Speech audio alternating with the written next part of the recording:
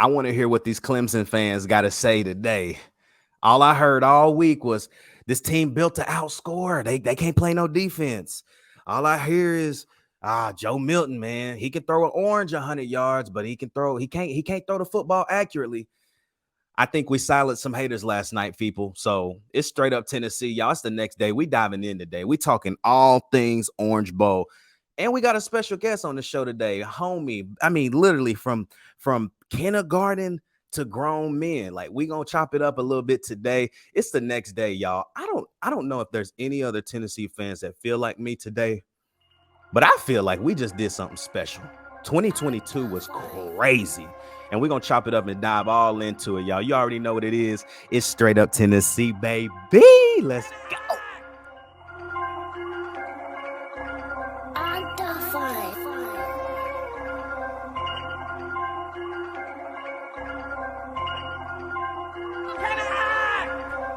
To Northander, set the race onto the field.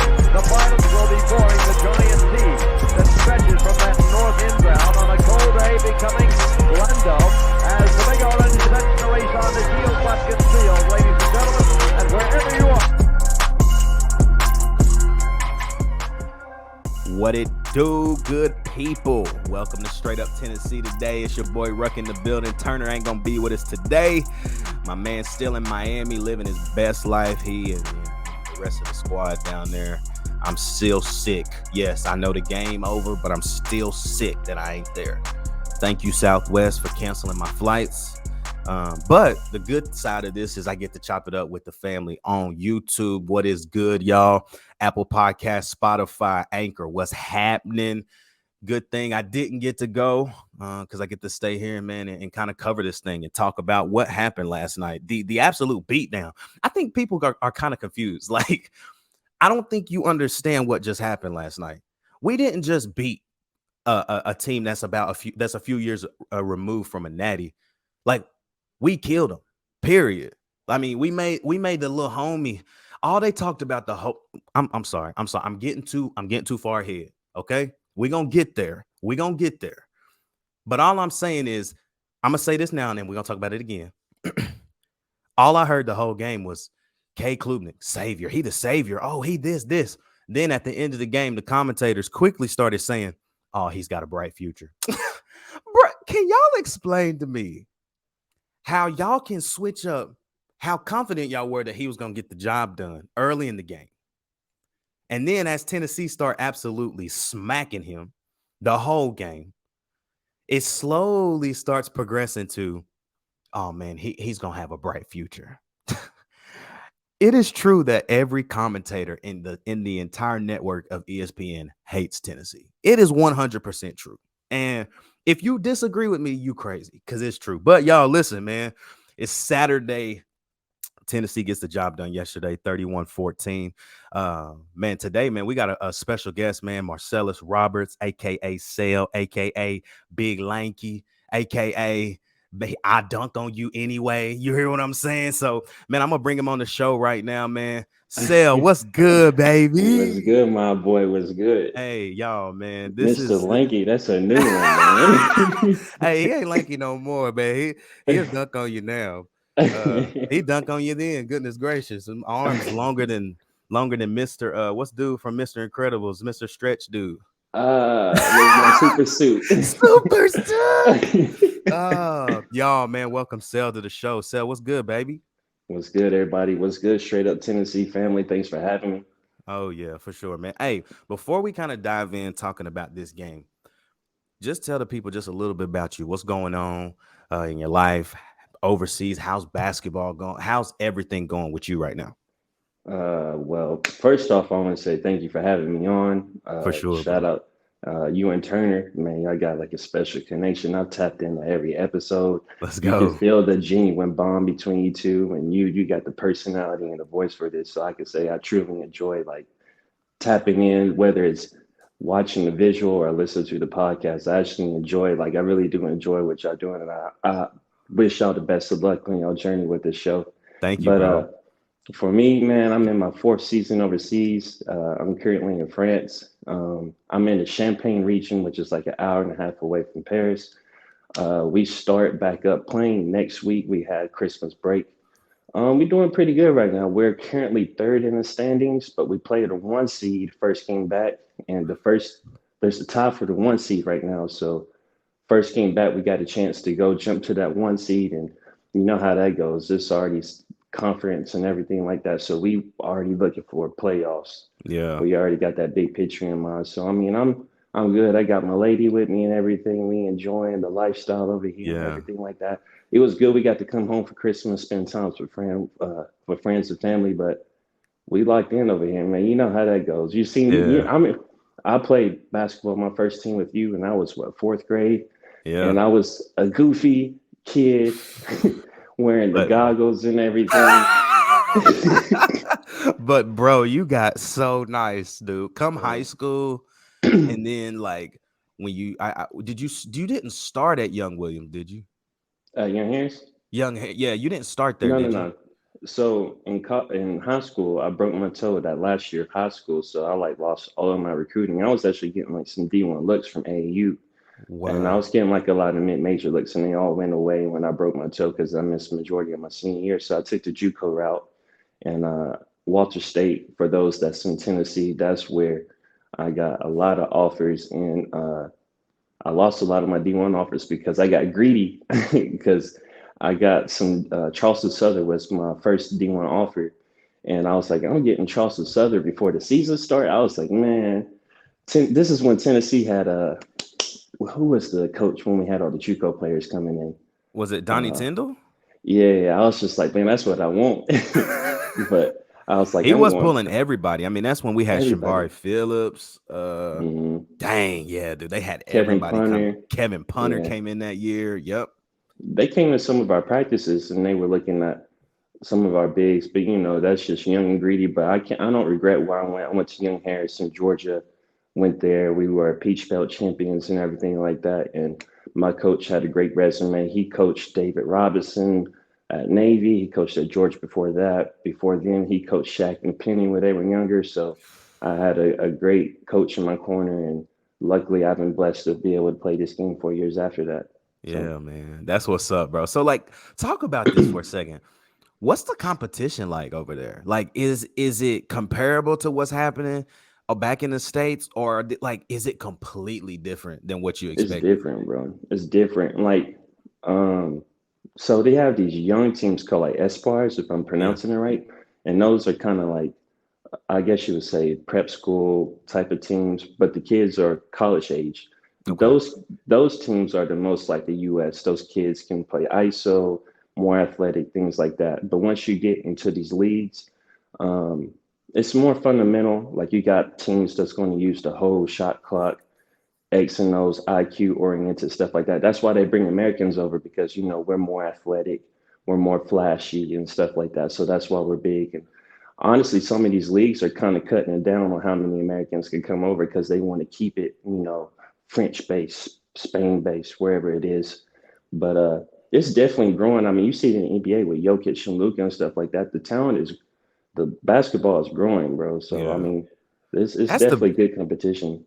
That's the beauty of basketball, though. I feel like that's the difference between when you talk basketball and you talk football. You don't hear a lot of like overseas football players coming and being successful in any type of professional league in the States. Right. But dude, these basketball dudes, there be like these two, three, four, five dudes. You just be like, oh my God. How old is he? Right. He's 17 Right. and he out here cooking like Evolve. this. Yeah. The game's Like, evolving, bro. and I know that they love basketball overseas. Hmm. Like Yeah. Yeah. it's like their football. Like how the United States loves football. I know Yeah. No. No. No. overseas.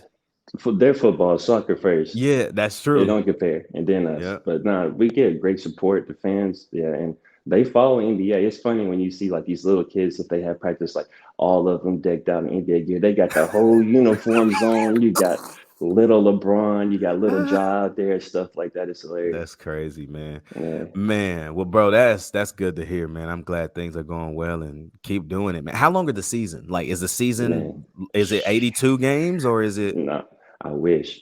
So depending on the league, but where I'm at, it's only like one game a week, so it gets dang, dragged that's out. different. Yeah, it's long. It's August all the way up till May, June, depending on how your postseason goes. But boy, for someone that don't love practice, We're not talking about the game. We talking about practice. Practice. Like, Not a that thing game that I live for. is. We talking about So practice, it man. definitely gets dragged out a little bit, but that's just how it is over here. Unless you go to year league or the cups or something like that, you might get 2 games a week. But for the most part, everywhere it's 1 game a week. Man, bro, I know that is just like that's a drag. I know you like, bro, I'm Boy, just trying to hoop. Like, I'm yeah, tired of playing y'all in practice. yeah, And I'm yeah. tired of running. I'm tired of my body hurt, bro. Hey, I'm I'm trying 27. to My knees don't feel like they used to, boy. Y'all, man. Well, look, man, that's a little bit of sale, man. Look, man, we finna dive in. This game last night was amazing. Before we get to the game, though, gotta let you know right now about our sponsor in Tennessee Sporting Goods. Tennessee Sporting Goods serves the Knoxville area so well. Anything from sports uniforms to Letterman's jackets, sports accessories. I mean, you're looking for baseball bats, baseball gloves, softball, whatever you need, they have. They also are the sole provider of the straight up Tennessee merch, man. So if you haven't, go ahead and hit this link, man, companycasuals.com/straight up TN. I'm telling y'all, I wish I would have I'm worn gonna a have to get shirt me today. some merch. You, Boy, you see, hey, I gotta get me some merch. I gotta rep while I'm out over the country, bro. period. They be like, I don't even know how the French speak. I was about to start talking like a Jamaican or something. But y'all need to go, man, and pick some stuff up, man. The website, yes, it's a little buggy. However, we got images on our Instagram. That's why you need to go ahead right here. Follow us on Instagram at Straight Up Tennessee. You can go see everything that we have in stock. And also, if you live in Knoxville, man, just make the drive over to 4817 North Broadway and stop in the store, man. Ask about Straight Up Tennessee and see what they can do for you, man. So, Get your uh, merch. get your merch. Triple B's, baby. Y'all, Tennessee wins this game last night 31-14. I want to dive into just the critics first. I normally don't do this, but the season's over. And that's Oh, sad, bro. Like it's a long way till this has September. this has been, and I went out on a limb. My wife and I went out on a limb this year. We were like, man, let's get these tickets again. I just got a sneaky suspicion we're gonna be nice. We did it. I mean, you start out against Ball State, and everybody knows you're going to kill Ball State, right? But that didn't happen in 2021 playing Bowling Green. We did bust them. We ended up killing them, but it felt like a defeat. This year, man, something was just different. Hendon, Jalen, those guys got us to where we were towards the end of the year. And to see the progression of the program, to see that those dudes did not play last night and we just beat a 5-year removed natty team. Like, all this got to tell me, all I needed to see last night, I expected to win. I said my final would be 35-31. I expected to win. I did not expect to dominate, though. Defense, man, I was like, nice. Tim Banks, Night and you just and see, this is another thing. Critics, y'all always talking crazy. Tennessee secondary, blah, blah, blah, blah, blah. Half of those PIs was not PIs. Some of them was. Deshaun Rucker, that was just a stupid play. A half of them was not PIs. However, though, what we saw last night was Tim Banks. He said, let me just show y'all a little something. And also, this also showed me that we weren't as healthy as we were the rest of the season after Florida. Because the Florida game, we locked Florida up. We let them come back at the end, but that game was 38-21. Yeah. So you look at this game and you look at what Tim Banks did.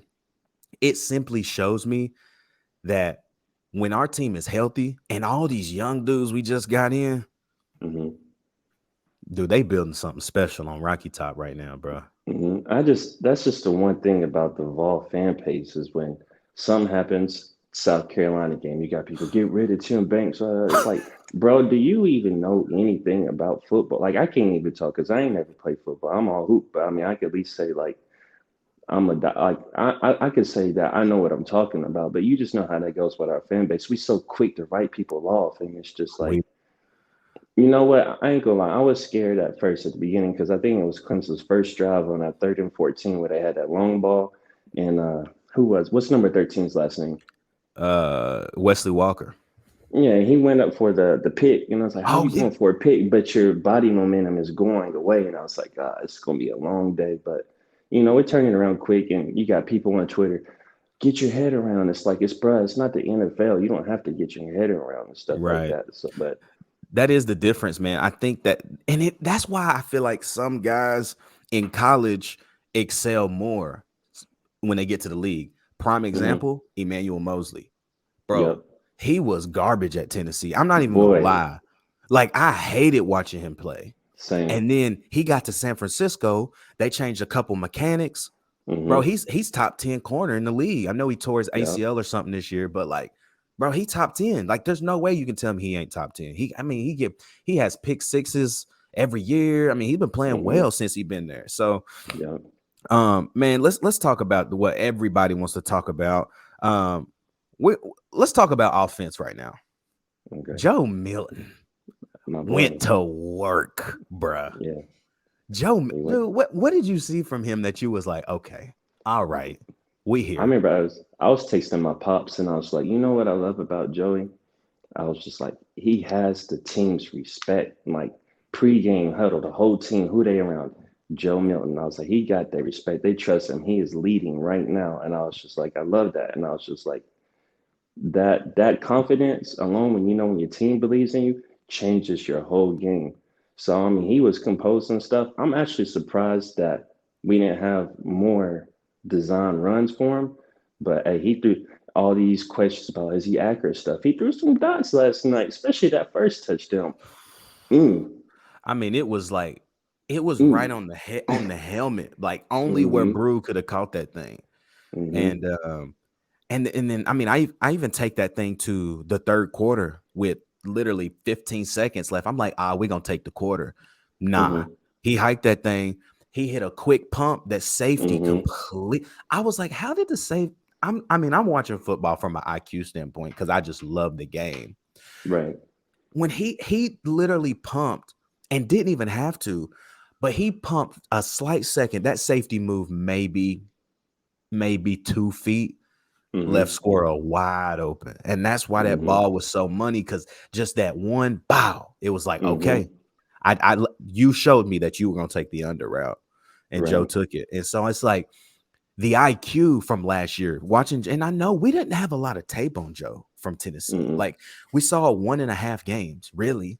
Yeah. And it wasn't enough time for us to know, like, is the IQ there? We knew the arm talent was there. We knew the athleticism was there. But last Right. night showed me, like, I did not bruh, know that boy was 245. yeah. And He can and go what he need to go and take 20 of that and give it to Nico. 245, boy. Nico, man, yeah. Now, and see, here's what I like though, man.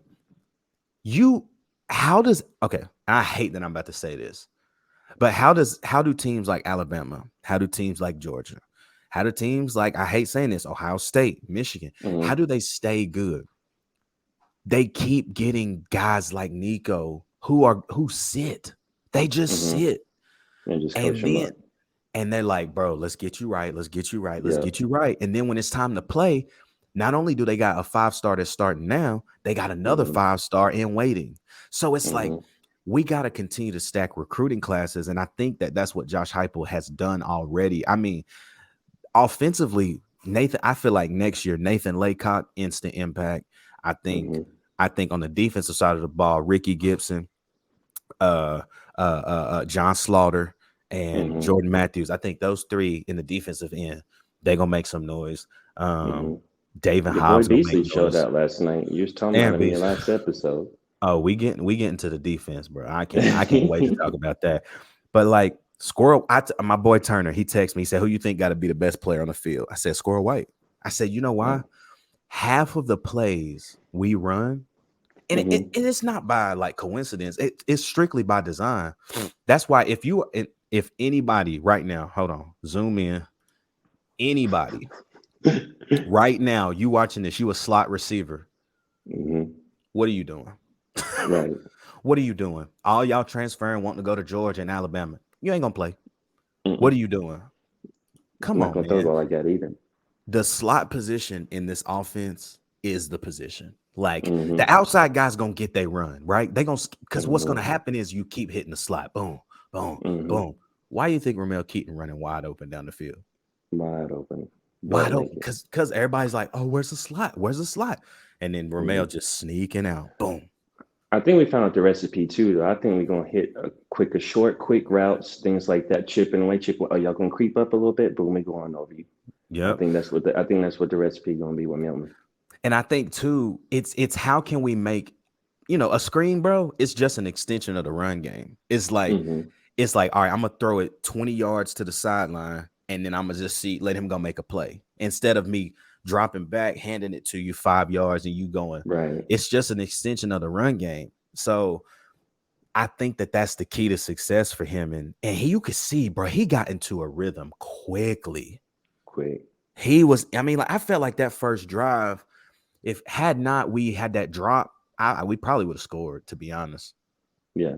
What's your prediction next year? Like, how many throwing attempts do you see Milton having? Because he only threw for what, 28 last night, and he threw about the same against Vanderbilt. So you think he's going to be over 30, 35 next year?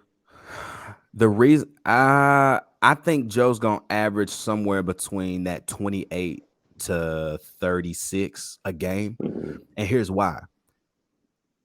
People don't understand this, but if Hendon was playing, that too, but if Hendon played last night, I think he would have had less attempts because we would have ran the ball way more. Because here's why though. With Joe Milton, the reason he's not going to throw the ball that many times, like if it's me, I want him to throw that junk like 40. But at the same time, our running backs are so good. Like, and we got dudes coming in. Marshawn Lloyd might be transferring to Tennessee from South Carolina. He's on a visit January 5th. So he's on a visit at Tennessee. You get him, then your running back room goes to Small, Wright, Sam, and Lloyd. Like, that's bananas. And so what I think, though, about Joe is and I honestly, man, that number could shrink for me because let's say Joe throws the ball 25 times a game. At least 10 of those are going to be 40 or more yards down the field. Just with Hendon, that's more like 5 or less. Like, go back and watch the film. Hendon, they did not throw many deep balls for Hendon. Like the most pass attempts of 40 yards or more for him was actually the Alabama game. He threw it.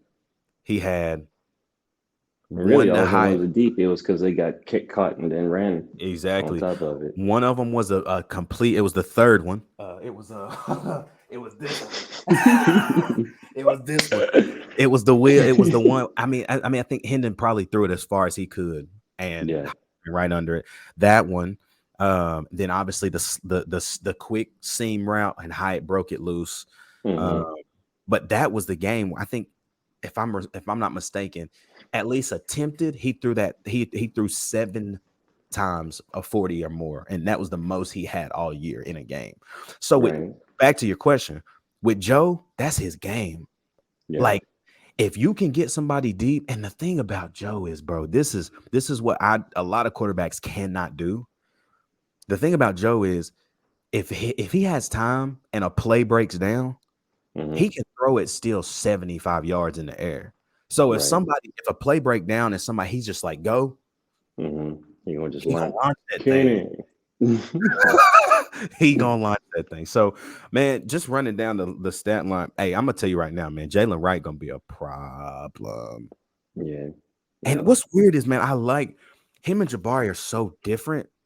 Yep, they are. But it's like Jay Wright just run as hard as he can. He might run you over. He might hit you with a little ooh.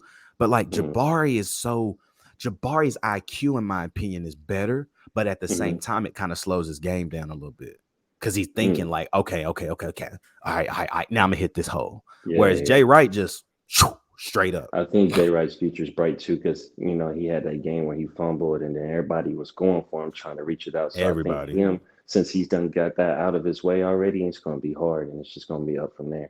Oh yeah. Man, Squirrel Wright finished the game with 9 catches for 108 yards and a touchdown. Ramel had 4 touches, 76 yards and a touchdown.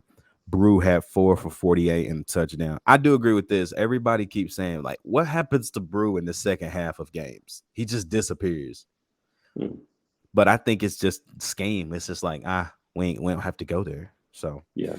defense, bro. Lord have mercy. We made this team look terrible. They had They did. 101 plays. That's the most in Orange Bowl game history. Mm. They ran 101 plays and only scored 14 points. Hmm. I don't even think if they got those kicks early in the game, I don't even think they would have made a difference. No, no, no, no, no, no. They were all so situational. Like Hmm. you score, okay, cool. What that do for us? We like, all right, you put 3 on us, let's go put We're 7. gonna go Because we 7. don't like to score threes at Nah, all. at all. Like that's why I was so happy to see down the stretch. We almost took the foot off the gas. And then Hmm. Hyper was like, nah, let me go put 7 on him real quick. Hmm. And he Right. I did. I was love like, that I said, dude, because that's we my had so coach. much of that conservative ball in the past. I love that, bro. Oh, dude, I was so happy. I'm watching the game like, oh, here we go, running, running, running. Then we got that defensive holding call, and I was like, okay, Hype will finna go put 7 on him. And he Hmm. did. And he put that. Yeah. That's when Ramel caught that touchdown. I was like, yeah. Hmm. All right, Hype, you my dog, bro. Man, defense, bro. Who impressed you? Obviously, Aaron Beasley, but like, God None. almighty. I think for me, Hayden. Is that how you say his last name? Number 5, Hayden. Kamal Hadden. Hadden. I Yeah. think for me, because the way he showed his butt against South Carolina, it was night and day. So I was pleased with that. So I probably had, of course, Beasley showed out because we was talking about that linebacker spot, how vulnerable be without Banks. But Hadden, I'm gonna say Hadden. I like the way you finish the season on this note. And then when you have that whole summer, knowing that you had a game like that could change everything for the next season. Yeah. So And man, next year, the schedule, man, we'll talk about that in just a second. But for me, man, defensively, Aaron Beasley, dude was everywhere. Like showed up and showed out. he had games like that when Banks was still in. But Hmm. to have that game knowing like I'm the dude now, like I Hmm. am him, dude, it was Hmm. amazing to watch him. For me though, who and I hate that he's gone, man. Man, Byron Young is just Hmm. special, bro. Like Hmm. watching him last night, there be plays where I'm like, there's no way he's getting back there. He hit a quick spin move and he back Hmm. there. I'm like, he gonna make noise in the league simply because of his athleticism. Like Athleticism, he's still freak not athlete. not massive, but like Mm-mm. he's so strong and he's very linear to the ground. Like he played Hmm. real low. And so these Hmm. big offensive linemen who are way slower in the league, Hmm. he gonna be a lot like Micah Parsons, in my opinion. Hmm. He gonna That's play a a good lot like comparison. Micah Parsons, Max Crosby, all of these Hmm. dudes that like play inside and out. And I think that he can Hmm. play. Dude, I think you can put Byron at nose sometimes and just get him off the ball, get him back there. Hmm. Yeah. Um, so he was impressive. And then defensively, bro, I'm gonna tell you, man, Wesley Walker, he nice. He gonna Yeah. be nice. That the play early in the game, like you said, when he was up with the ball, but he was behind. Yeah. I was like, Right. okay, stupid. But then, Yeah. man, like the way he tackles, the way he like makes tackles in space, the pick at the end of the game, the IQ to know, Yeah. To bro, get down. I'm Yeah. not gonna take this out. They may hit a spin Right. move like Michael Jackson. They said that man said, nah, I'm gonna sit down. I'm gonna sit down. So it's just Right. like the IQ, bro. Like that's what we need. And Hmm. no one talks about this. Having a coach that played the game is the most underrated thing ever, bro. Man. Like him speaking into you because like not only does he know because he the coach, like no. He knows. Like Right. just listen. You know what I mean? Right. So I was really happy, man. I was really happy to watch the defense play as well as they did. I mean, Same. Clemson still had a day. Like, let's not be, I mean, they had 101 plays, like I said. But when you Yeah. go back and look at the actual team stats, they had 34 first downs. We only had 20. They had Yeah. 484 yards. We had 375. Hmm. They had 320 in passing. We had 251. But here's the difference. They threw the ball 56 times, dog, Hmm. and He looked. completed it 30 times. We made him look like a real freshman. He did. He made some terrible, terrible throws. He And took some sacks. I feel like he ain't had to. no, he threw 2 picks, 2 turnovers. We had no turnovers. Hmm. Um, Biggest one, man, was time of possession. Clemson had the ball 36 minutes, and we still won this game. That's the thing about the Josh Heupel offense, bro. We don't need time. We don't. You know what we need? We need 3 plays. We need 3 plays. Play action. We hit you something quick. All right, bet. Now we seen that. Next play, we might just sneak a little run just to keep you honest. Third play, we faking a screen. And then we going deep. Downfield. And it works. The recipe works. So, it does. Man, why are we talking about this, bro? Next year. Let's talk about next year in the schedule, bro. Ooh, okay. I want to hear this. Here's they start next year in Nashville, where I'm at, in neutral site against Virginia. That should be a dub. I don't care. Yeah. But you talk more about this, man, and you actually get deeper into this season.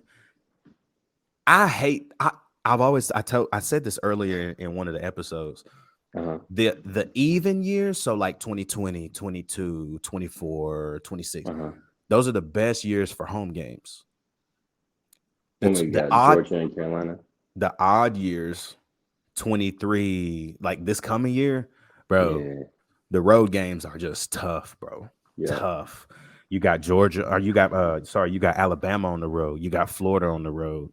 We gonna know what we made of like early. Yeah. And this year is way different, dude, because you got Florida game 3. We played them 4 this year, so we had 3 tune-ups. Right. Nah, bro. You got them week 3. And now listen, I know they got a lot of dudes out of the portal. It's still Florida, and we still got to go down there. At Florida. So, but we start off with Virginia, Austin Peay, Florida, UTSA. Then we got South Carolina early, game 5. You know what? They looked good yesterday. Dude, I'm mad. I hate that Spencer Rattler is like understanding football again, because dude is nice. He's so nice, and I hate it, bro. Because I like him. I hate South Carolina though. Yeah, I've always hated South Carolina. South Carolina's coach. Dude is he got little man syndrome. I was telling somebody the other day, I was just like, this is mannerisms. I was just like, it just kills me. Yeah. You know, every year we get to play an SEC West school that we wouldn't normally play. We got Texas A&M next year at home. At home, that's big. Massive game. Alabama on the road, Kentucky on the road, UConn, I think that's homecoming. Missouri, Georgia at the crib. Georgia at the crib. Okay, we'll talk about it. And then Vanderbilt. Early prediction, man. I think Tennessee, and I'm just going to stay conservative. I think we go 10-2 again. But I think those 2 losses are to somebody we shouldn't lose again. Like I said this year. I said we was going to go 9-3 like this year. And I thought our 3 losses would have been Bama. I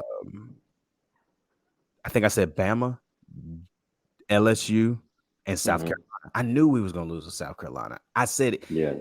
It was way too late in the season for a team that was getting better anyways. They just put it all together against us. And then obviously we saw like they got better.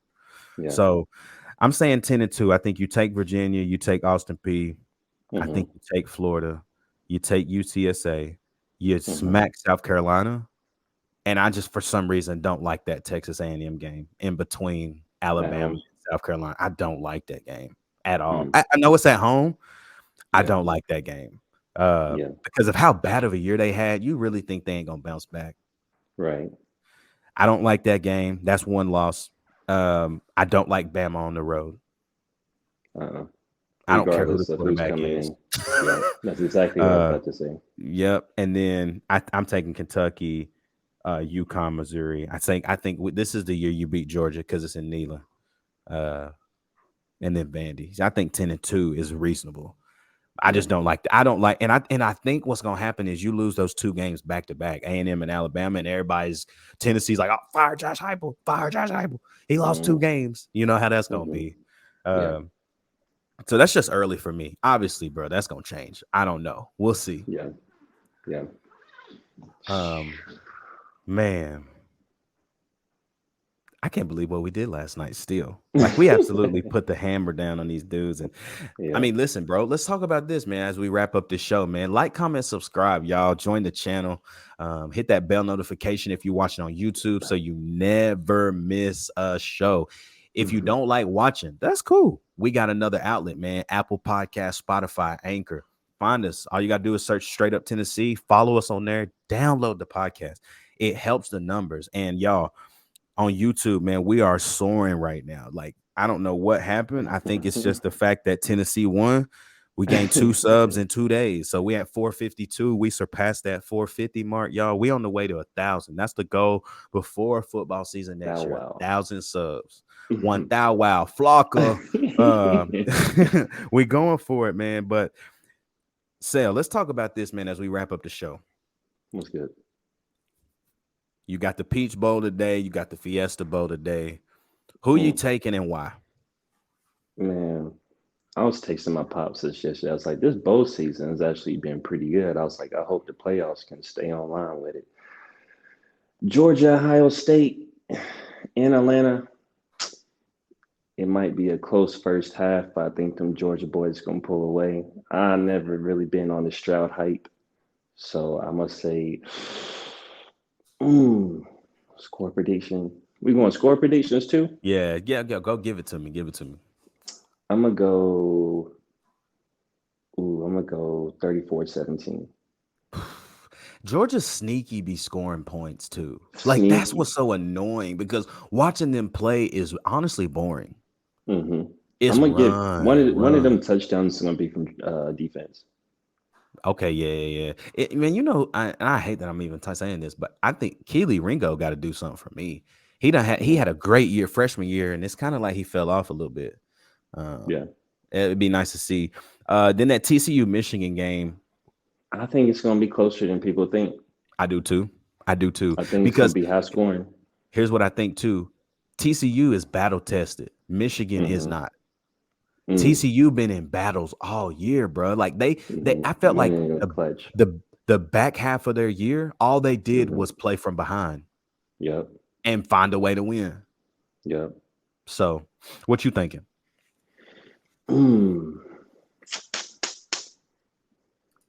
It would not surprise me if TCU pulls an upset, but I'm gonna go 38-34 Michigan. That's gonna be a banger. All right, man. Here's what I'm gonna say. I think the Peach Bowl. I'm in the same realm as you, bro. I even think Ohio State gets up like 10-0. They got people feeling like, oh, Ohio State, blah blah blah, and then Kirby just be like, all right, we locked in. Then they just gonna start running the ball, and they're not gonna be able to stop them. And Georgia, I think Georgia sneaks away. I don't think it's as high scoring. I think it's more like a 28. I think 28-13, something like that. I think it's a boring game, to be honest. Like it's hype at first. It's like, dang, it's lit, and then Georgia starts being Georgia, like always. This Michigan and TCU game is interesting because Michigan's running backs are, even with Blake Corum out, bruh, dude is nice. Donovan Edwards is nice. The running back. Their quarterback is not as nice. JJ McCarthy, he all right. But what we know is Max Duggan is a dude from TCU. He is a dude. And we do know they got a top 5 wide receiver who's going to the NFL next year. A monster. The biggest thing for me is whose defense is better, and Michigan's defense is just better. So I feel like Michigan wins that game 31-27, something close like that. But I think it's one of them. It's electrifying though. Like it's a lot of scoring, and then it's like a grind out quarter. Yep. So yeah, but I think in the back to that Georgia game, I think Harrison gets shut down. I think Georgia, like, oh, y'all think he the top wide receiver? Say less. Well, I mean, I hate to say this, but they definitely shut down the Biletnikoff Award winner, Jalen Hyatt. They shut Hyatt down. They gonna do it again because, dude, they just okay, listen, Kirby Smart didn't play a ton of football while he was in college. He was on the team. He didn't play a ton, but he knows football and he knows defense. Bro, how in the world are you playing? Excuse me. How are you playing like a cover 3 but you got a man, like a man on the best receiver. He can't get over the top. Mm-hmm. And Harrison liked to take the top off the defense. It ain't happening tonight. I just don't see it. I don't see it happening. So, y'all, this episode been lit. So we're gonna have to now that I know you got one game a week. Yeah. We're gonna have to get you on this jump. Hey, especially it's hoop season too. I'm trying to take Tennessee, man. Hey, let's say this before we end the show. Bro, how much time we got? Because I'm gonna give you some takes you don't even want. You ain't even think on that one. I know I haven't. We're gonna bring you back on. I'm telling you, we're gonna do this again. Like, we might have to do like sale Wednesdays or something. I don't even know. You feel me? We'll have to do something, but like this team, they are like, to me, they're like this close to being so special. There's zero consistency. Mm-hmm. Zero. Defensively, we know what we're gonna get. Yep. But dude, on the offensive side, you just hoping every game. All right, who gonna show up? Who gonna show up? So we'll talk about that though. We definitely gonna bring you back on. Y'all like, comment, sub, man. This has been the next day, bro. Tennessee football season's over, man. Now it's all basketball. It's all Memphis Grizzlies, man. John Morant is just nasty. But